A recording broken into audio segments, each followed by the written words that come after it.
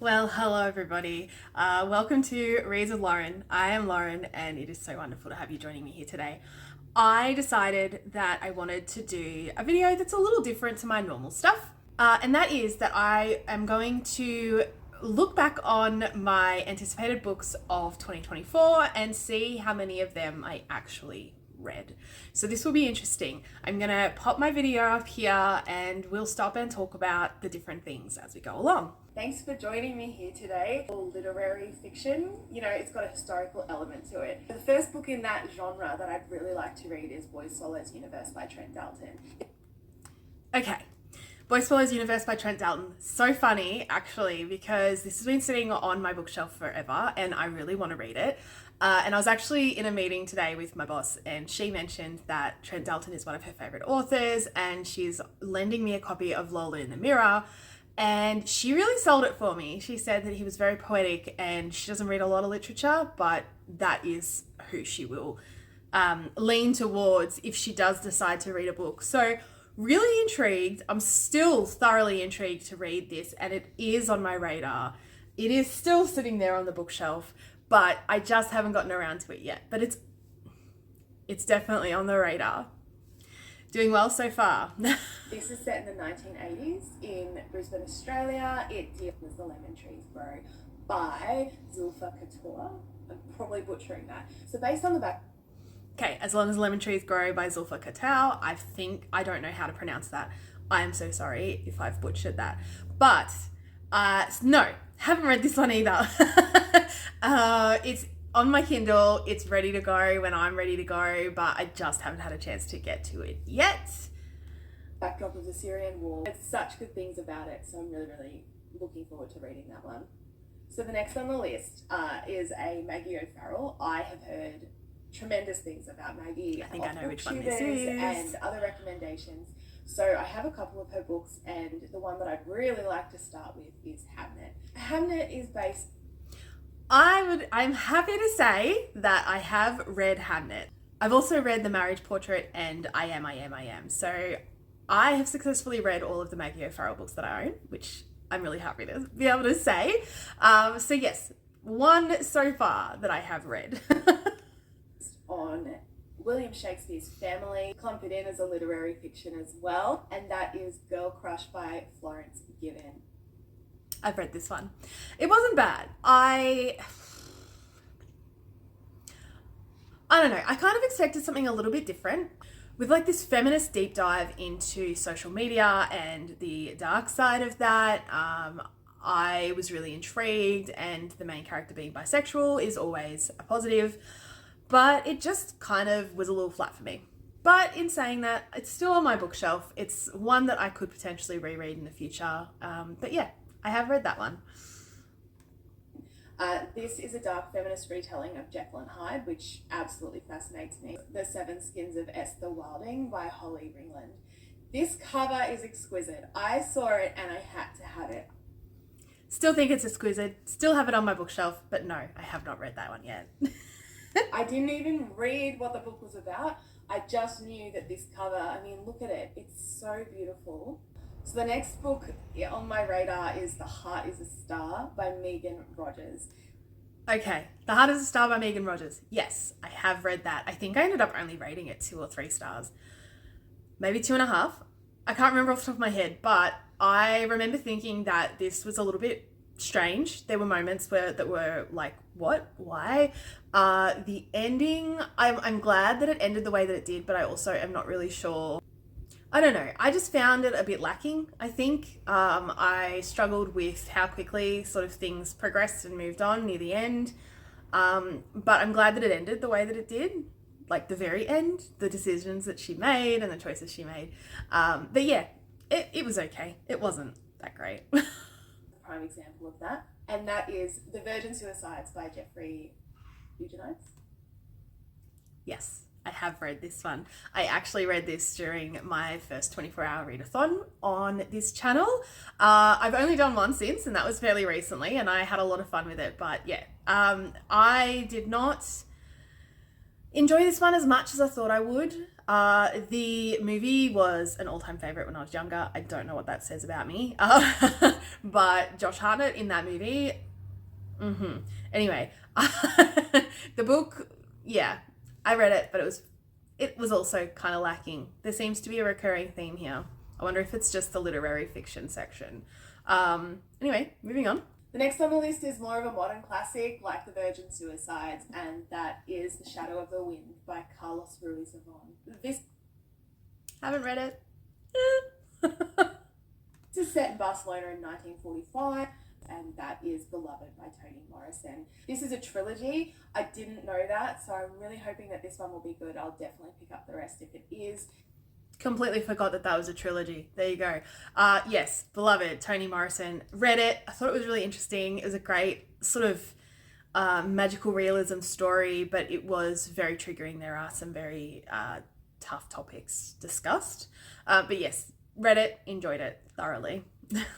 I love a little bit of grief, and I love a little bit of, working through those emotions. And being a mum myself, I'm sure this is going to make me cry. So that is Beloved by Toni Morrison. It did. The next on the list is an absolute classic. I'm sure that everyone at least knows about this story. I watched the movie in primary school, but I don't remember it. So I'm going into this completely blind. Yeah. And that is The Princess Bride by William Goldman. Do you know what? I just recently watched the movie thanks to my brother's girlfriend. And it was so funny. So I haven't read the book yet, but it's definitely on the cards, especially now that I've watched the movie and I know a little bit more about it. I don't think I was paying much attention when I watched it as a kid. I'm sure it was like on like a rainy day or something and I was busy doing something else. But yes, I really enjoyed the movie. So I am looking forward to reading this, but I have not read it yet. The next book that I really would like to read in the classic category is Giovanni's Room by James Baldwin. This is set in Paris in the 1950s. Our main character ends up meeting a barman. I read this. I loved it. For its time, it's brilliant. Absolutely brilliant. It's very real. Humans doing very real things, especially common in the times.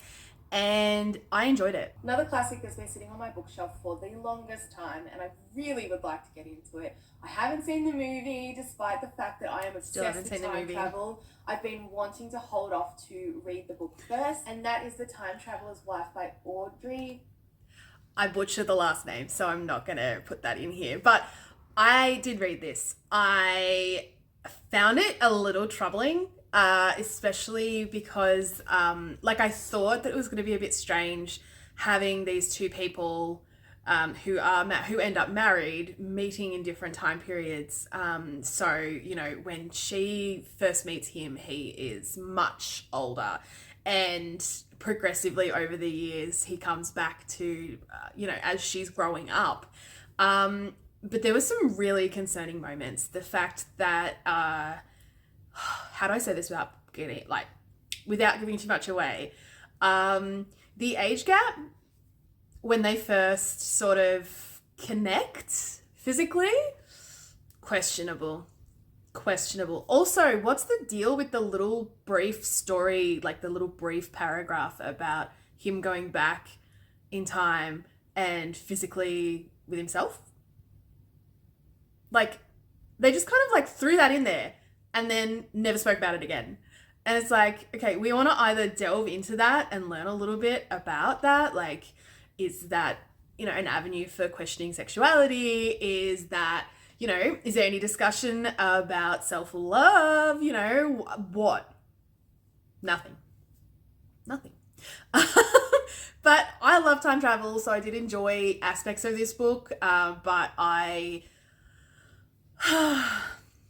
had to listen to it in audiobook as well, because I was really struggling to get through it in hard copy, and I am not a fan of DNFing. Not that I'm not a fan, I just push myself to try and finish it because I always think maybe the end will salvage it. So yeah, I'm glad I read it, and I'm definitely still going to watch the movie, and I might even consider watching the TV show, even though I've heard mixed reviews. But yes, read this book.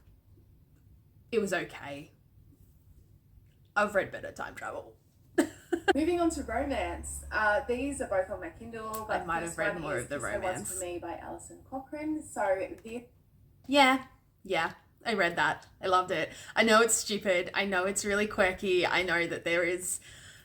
I know that it's very unrealistic, but I tend to love the non-realistic. I love that we're at a point now with queer literature that we can just go completely out there and have like happy little fairy tales or things where it's just like in real life this would not happen, you know? But that's what I love about it, I think. Yeah, I loved this. And the next one that I want to read is Alone with You in the Ether by Olivia Blake. This is a I thought this section would be a little bit better. Yeah, I read Alone with You in the Ether by Olivia Blake. I did really enjoy this. Everyone says that it's really pretentious, and I can definitely pick that up. It's definitely pretentious. But I found myself really enjoying it and reading it quite quickly. Yeah, it was really good. Yeah, moving on. I knew nothing about it. It just sounded really interesting, and that is Smitten with Ravioli by Ellen Jacobson. Smitten with Ravioli is a book about a... I remember picking that up in a Stuff Your Kindle day. I didn't realize it was over a year ago that happened. I still haven't read it. But it's there. It's on the Kindle. Oh dear. And it was a Kindle Unlimited, so I thought, why not give it a go? On to thriller and suspense. I've got a couple of these on the Kindle as well. The first one is I'm Thinking of Ending Things by Anne Reid. There is a movie out. If you don't know about it, it really focuses on mental health and the distortions between reality and delusion. I did a good job with descriptions.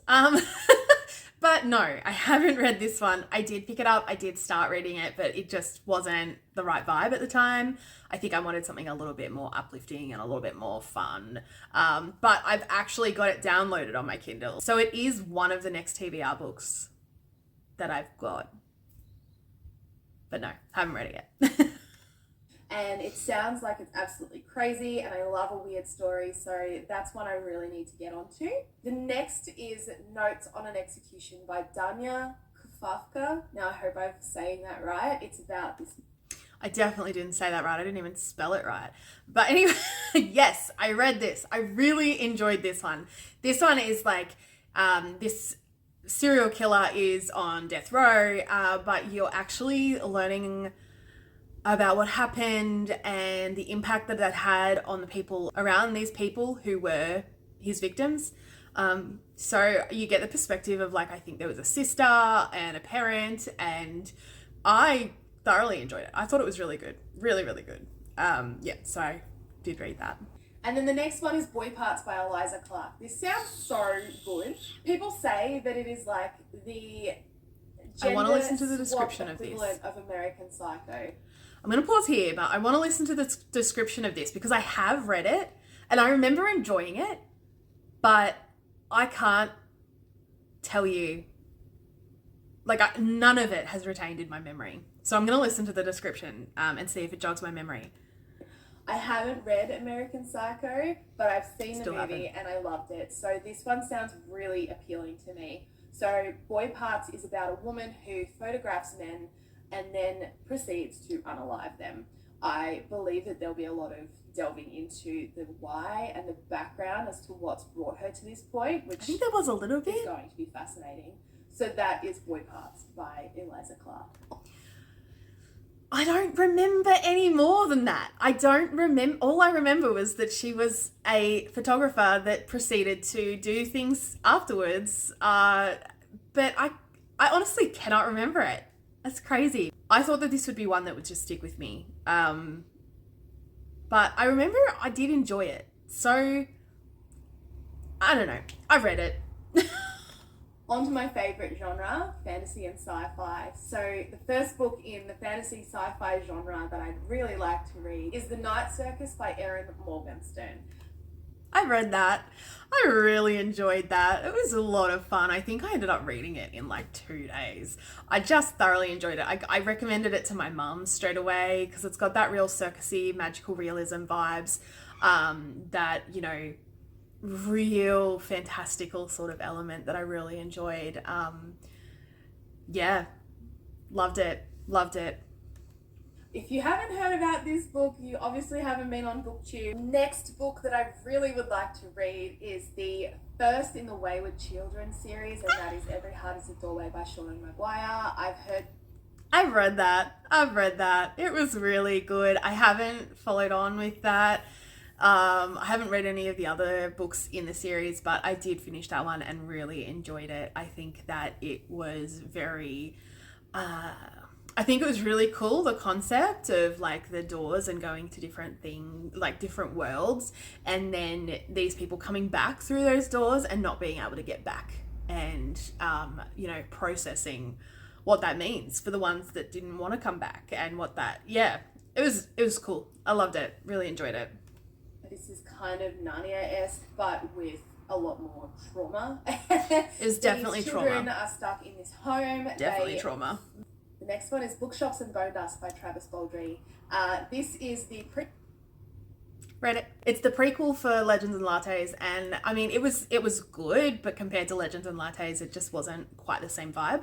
But I enjoyed it. I really did thoroughly enjoy it. I loved that there was a little bit of a romance in there, and it was interesting seeing the main character from Legends and Lattes before she decided to stop being a fighter and a battler, and in this one she can't do it because she's injured, so there is that like resentment there, which I think might have been what made it not quite as great, but it was still great. It was still really good. I still enjoyed it, and I loved the other characters in it. So yeah, read that one. The last book in the sci-fi fantasy genre, you would say. I am really looking forward to getting a start on this. I was gonna get all of them in this genre, but Chunky Bad Boy. To Sleep in a Sea of Stars by Christopher Paolini. This is a first contact with aliens. I don't need to know anything more than that. I still want to read it. It's right there. I look at it all the time, but it's quite daunting because it is so chunky. But no, haven't read that one yet. Oops. Except for it's gonna take me a while. Yeah. But I saw it, I had to have it. And Who Hate Women by Laura Bates. This is a really concerning and frightening look into the online groups that promote misogyny and hatred towards women. I have to be honest with you. I had a really tough year last year and kind of the year before, which is why I started delving into this area. My issues with the patriarchy and becoming more accepting of my feminist ways, because in my 20s, I always wanted to make sure that I was liked, and I didn't sort of voice that, and I'm becoming more and more angry with the state of the world. So this book is scary because I think that this could send me over the edge. So I would like to read it. It's on my radar. It is downloaded on my Kindle, but every time I go to read it, I think I'm not in the right headspace for this. I will just become devastated and it will trigger me like crazy. So it's on the radar and I want to read it really soon. So I think that it's going to need to be a mood where I am okay, like I'm feeling good, or I'm ready to F some up because I'm that angry. So yes, on the radar, but haven't read it yet. I think everyone should learn a little bit more about, especially if you are a woman or a feminist in any sort of way. Really intrigued by this one. And then the last book in the non-fiction and in this video is Gotta Get Through This by Louise Yes! Theroux. I am assuming because of the title that is how I pronounce it. I've always pronounced it Thoreau, and I'm sure that There you go. I'd forgotten that I used to pronounce it like that. I must have just wiped that out of my memory. But I have read this one. I read this one a couple of months ago and it was good. It didn't delve as deep into other topics as I hoped. There was a lot of talk about Jimmy Savile because I think when this was published, it was around the time where everything came out about him. And Louis had a professional relationship with him over the years. So I enjoyed it and it was nice to get a little bit more insight about Louis, but yeah, it wasn't quite what I was after, quite what I was hoping for. But there you go. That's all of them. Okay, so out of the 24 books from that video, I read 15 of them and I hadn't read 9. So that's not too bad. It's more than half, which I'm happy with that. I'm happy with that. But yeah, that was a lot of fun. But let me know in the comments below if you have read any of the books that were listed in this video. If you did, what were your thoughts on them? And how many books did you anticipate you were going to read last year that you didn't end up reading? And how many did you read? I'm intrigued. Let me know in the comments below. If you are new here, please feel free to subscribe if you would like to see more content from me. And until next time, I will see you in a new video very, very soon. Have an awesome day. Goodbye, my darlings.